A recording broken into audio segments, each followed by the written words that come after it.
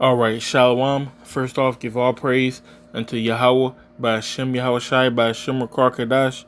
Double honors to the apostles and the elders of GMS.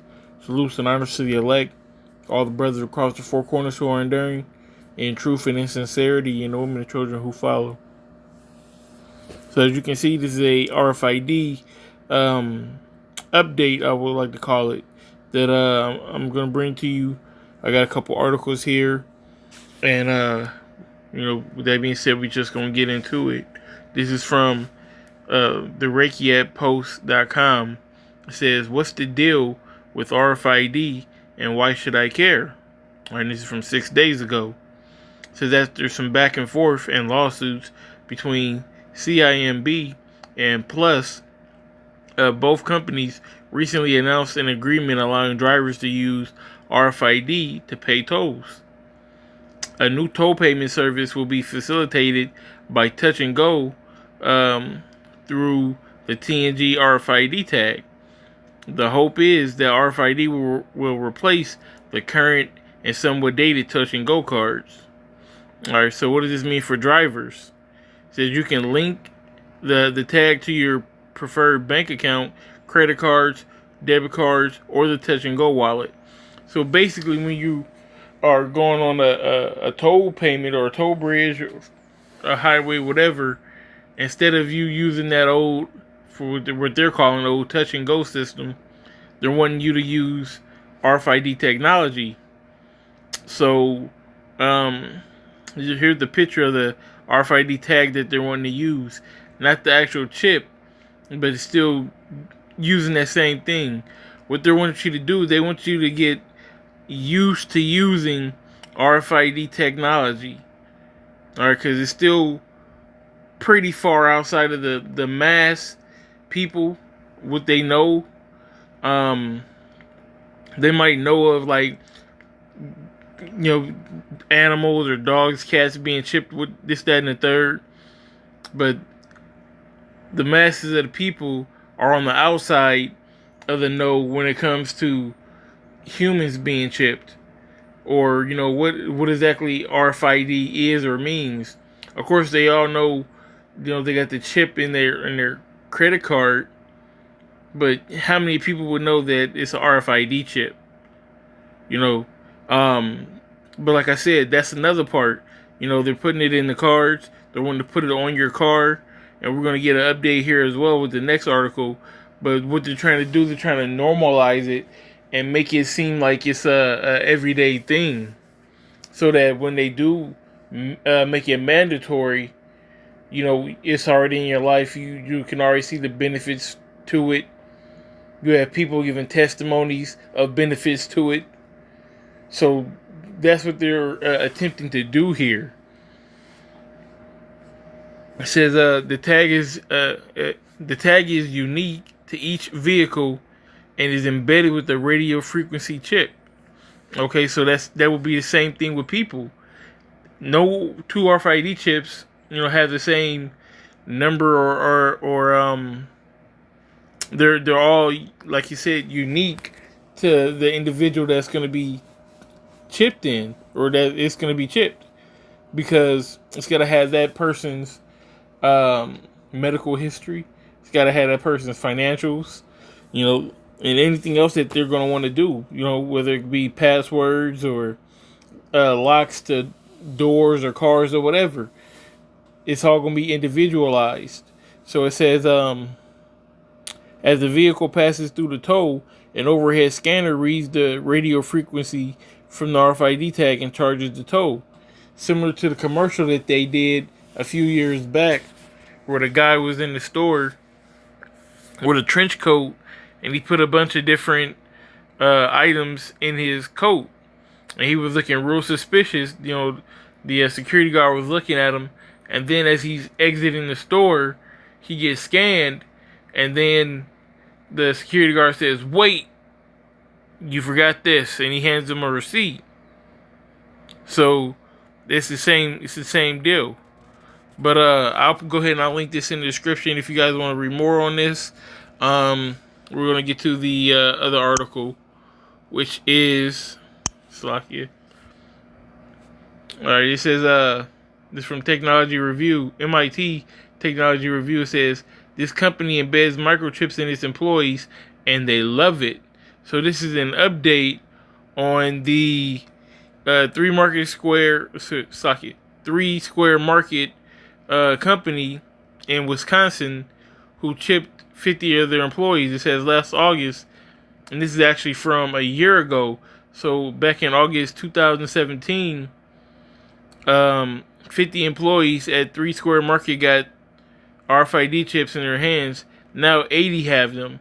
So people are looking at it and they're seeing the quote benefits of it and they're wanting to ride the wave, which means it's doing its job. People are seeing the quote benefits. They're seeing what's so good about it, how it helps bypass the time or having to remember passwords or getting indoors or paying for different goods and services, and they're riding the wave, and that's contagious because now you got it at work. Now you're gonna push that agenda in your home life on your wife, your kids. You're gonna want them to do the same thing, and that's gonna spread. That's gonna spread. People are gonna people get on social media, and they post stuff like that, and then the wave just keeps on riding, man.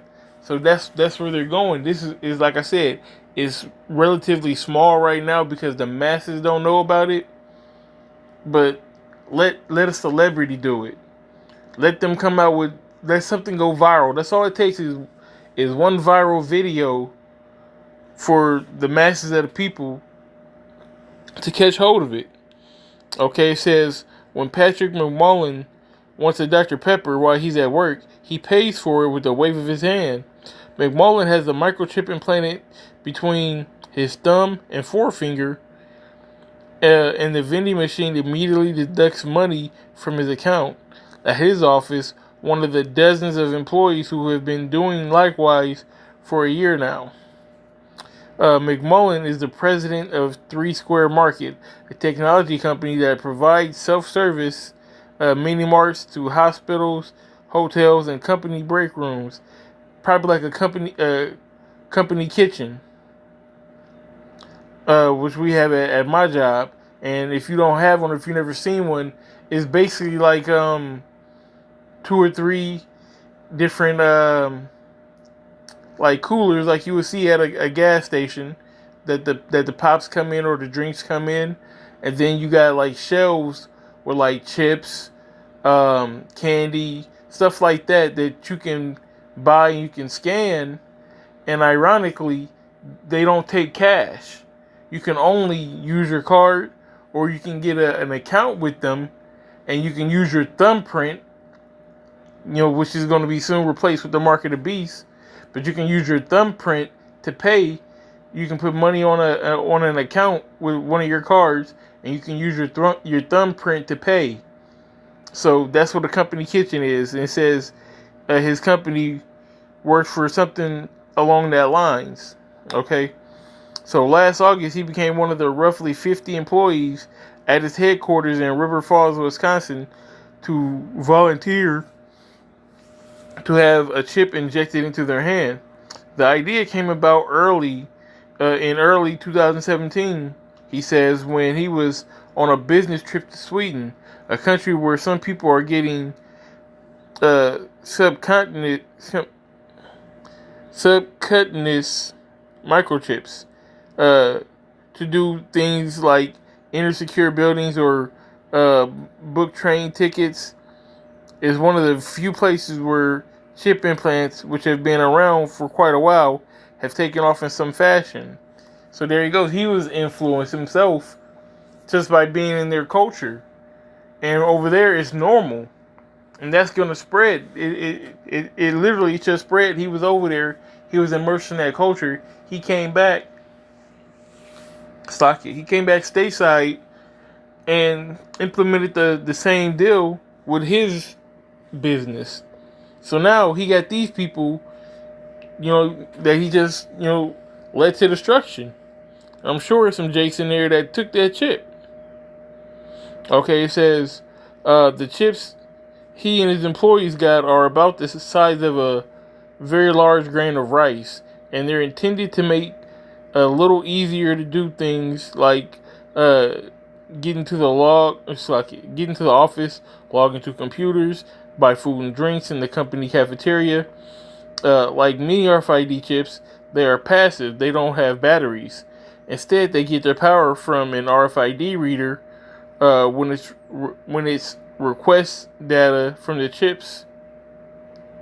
It says McMullen's chip includes identifying information to grant him access into the building, as well as some basic medical information, for instance. So, as you can see, it has some medical information in it, what you're allergic to, what your blood type is, in case you ever passed out or you needed some assistance. They know they can just read your chip and they'll know, okay, don't give him penicillin, he's allergic to that. Or his blood type is AB, give him this type of blood. You know, he has a known heart condition. You know, he has arthritis or this, that, and the third. You know, they're pushing it as a help. Hey, look, you don't have to remember 50 passwords on your computer. Just scan your hand. Hey, look, you don't have to go into your wallet and find a couple dollars. Just scan your hand. Hey, look, you don't have to fumble for your keys or you lost your keys. Don't worry about it. Just scan your hand. That's what they're selling. Okay, and it's obviously it caught on if 30 more people didn't got it, you know, in just that short period of time, which was a year. So if that happened in that year, I would only imagine by now, it being a year later from when this article was written, that another 30 or 40 people have gotten it. It says right here, so then an additional 30 employees have gotten chips, which means that roughly 80 in the companies, now 250 employees, or nearly a third, are walking, talking cyborgs. So give it another year, they're well over 100. I'm willing to say that they're well over 100. I don't have any facts to prove this, but the general information says that if 30 more got it, then at least 30 more got it in another year. But he said you get used to it. It's easy, and that's what Americans love. Americans love the easy way out. They love being in this microwave instant society. As far as he knows, just 2 3 Square Market employees have their chips removed, and that was when they left the company. Alright, says Sam Bingston, a software engineer, says that he uses his chip 10 to 15 times a day. At this point, swiping his hand over an RFID reader plugged into his computer is no different from typing his password on a keyboard, he says. So people, they're encouraging people to take the mark of the beast and make their life simpler.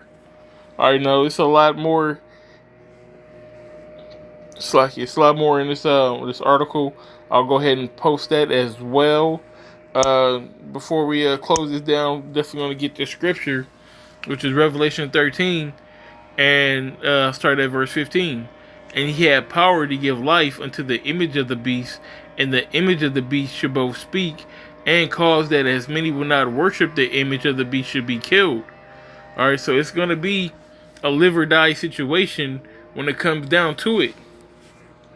Alright, either you're going to take this mark, or you're going to be ostracized from society and possibly killed. You know, but it's not going to be nothing nice in that day. It says, and he causes all, both small and great, rich and poor, free and bond, to receive a mark in their right hand or in their foreheads. Alright, now that mark is charagma.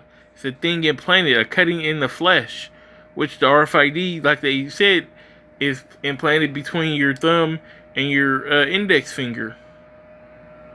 It says, and that no man might buy or sell, save he that had the mark, or the name of the beast, or the number of his name.